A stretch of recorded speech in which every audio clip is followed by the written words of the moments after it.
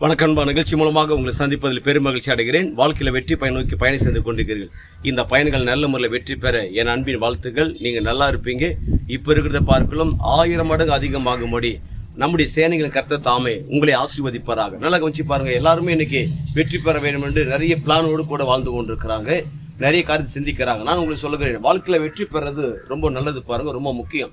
அதை நீங்கள் விரும்பும் போது நான் ரொம்ப மகிழ்ச்சியோடு கூட வரவேற்கிறேன். ஆனால் ஒன்றுக்கான பாருங்க, நம்ம இந்த பூமியில் வாழ்றதுனால 2 காரியங்கள். ஒன்று, கடவுளிடத்திலையும் மனிதரிடத்திலுமே நன்றி உள்ளவர்களாக இருக்கும். ஏன்னா இந்த குணங்கள் ரொம்ப அவசியம் பாருங்க. நிறைய நேரங்கள் வெற்றி பெறுவதற்கு நம்முடைய சுபாவத்தின் குணங்களே மிகப்பெரிய தடைகளாக மாறிவிடுகிறது. தேவன்கிட்ட இருக்கிற அந்த ஐக்கியத்துடைய உறவுகள் மாறிவிடுது.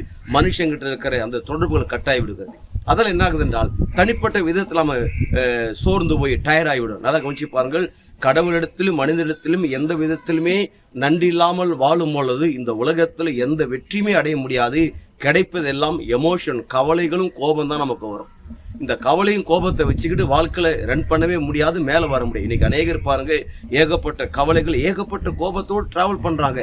ஆனா வெற்றி பெறணும்னு ஆசைப்படுறது, ஆனா ஆசைக்காது, அந்த பதம் செட் ஆகாது. அப்ப என்ன பண்ணணும் என்றால் கடவுளுக்கிட்டே மனுஷங்கிட்டே நாம் நன்றி உள்ளவர்களாக இருக்கணும். ஏன்னா நாம் இன்னைக்கு நிற்பது தேவனுடைய கிருபை. நாம் இன்னைக்கு இந்த உலகத்துல தேவன் எப்படி ஆப்ரேட் பண்றான்னா நம்ம சுற்றி இருக்கிற அந்த நல்ல மனுஷங்க தான். அந்த மனுஷங்க மாத்திரம் இல்லைனா பாருங்க, இவ்வளவு தூரம் நம்ம டிராவல் பண்ணிருக்க முடியும். நம்முடைய தேவைகள், நம்முடைய ஊழியத்துடைய, நம்ம பிசினஸ், நம்முடைய வேலைகள், எஜுகேஷன் டிபார்ட்மெண்ட் இவ்வளவு தூரம் படிச்சு வந்திருக்கிறீங்க. நீங்க பப்ளிக் கூட எழுதுறீங்க. இன்னும் மிகப்பெரிய ஒரு பட்டதாரி ஆயிருக்கிறீங்க. பெரிய ஜாப்ல ரன் பண்ணுங்க. இதுக்கெல்லாம் பின்னணி யாருங்க?